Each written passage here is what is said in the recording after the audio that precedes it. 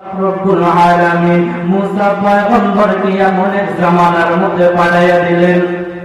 আল্লাহ তাআলা মুসা পয়গম্বরকে এমন এক জামানার মধ্যে পাঠাইছে।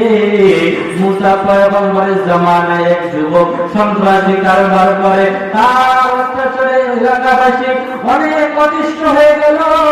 এলাকাবাসী সহ মুসা পয়গম্বরের কাছে গেল, যে বলে ও পয়গম্বর,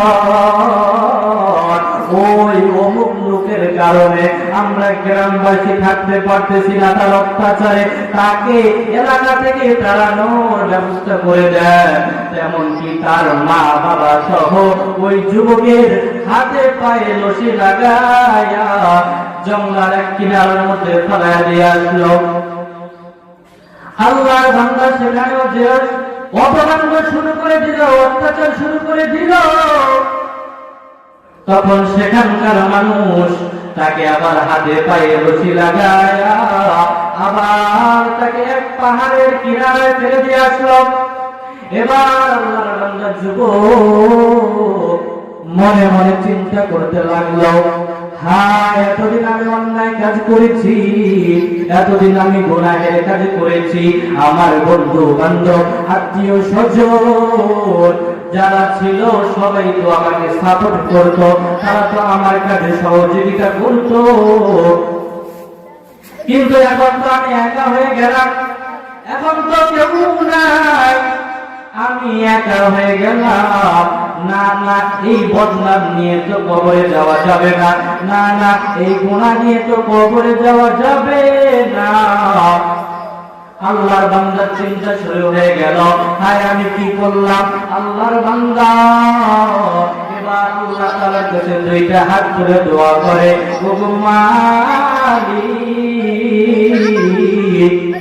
এতদিন আমি অন্যায় করেছি, অপকর্ম করেছি, সন্ত্রাসী কারবার করেছি। ও মাবুদ, আমার আত্মীয় স্বজন, আমার এলাকাবাসী আমাকে সাহায্য করেছে, সহযোগিতা করেছে। আজকে তো আমি একা হয়ে গেলাম, আমার তো কেউ নাই, কে আমাকে সাহায্য করবে, কে আমাকে সহযোগিতা করবে। মৃত্যু সজ্জায় শায়িত হয়ে গেছে আল্লাহর বান্দা যুবক, আর এভাবে আল্লাহ তাআলার কাছে তওবা করে। আল্লাহ পাক রব্বুল আলামিন মুসা পয়গম্বরকে ওহী নাযিল করে জানায়া দেয়, ও মুসা, তুমি যাও, চলে যাও ওই অমুক এলাকায়, যে দেখো আমার একটা বন্ধু আছে, সে মৃত্যুবরণ করেছে। যাও, তুমি যাওয়ার পরে তাকে দাফন কাফন করে তাকে কবরের ব্যবস্থা করে দাও। মুসা পয়গম্বর চলে গেলেন। যাওয়ার পর দেখে ওই যে যুবক সন্ত্রাসী কারবার করত, সেই যুবক ইন্তেকাল করেছে, মৃত্যুবরণ করেছে। মুসা পয়গম্বর ভাবল, হায়, এই বান্দা এতদিন যাবৎ গুনাহ করলো, অত্যাচার করলো, সন্ত্রাসী কারবার করলো, আল্লাহ তাআলা কিভাবে বলে সেটা তার বন্ধু। বলে আল্লাহর হুকুম আগে আদায় করে নেই। মুসা পয়গম্বর তাকে গোসল করাইয়া, কাফন পরাইয়া, তাকে জানাজার পরাইয়া দাফন করিয়া এবার আল্লাহ তাআলার কাছে জিজ্ঞাসা করে, মালিক, এই বান্দা তো এমন একটা বান্দা, যেই বান্দার মা বাবা সহ এলাকাবাসী তার উপর অত্যাচারে অতিষ্ঠ হয়ে গিয়েছে, আপনি কিভাবে বলেন এটা আপনার বন্ধু?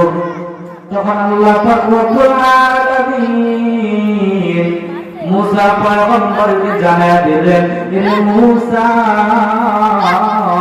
এই বান্দা আমি আল্লাহ তাআলার কাছে তওবা করেছে, তার জীবনে যত গুনাহ রয়েছে সব গুনাহ থেকে আমি আল্লাহর কাছে তওবা করেছে।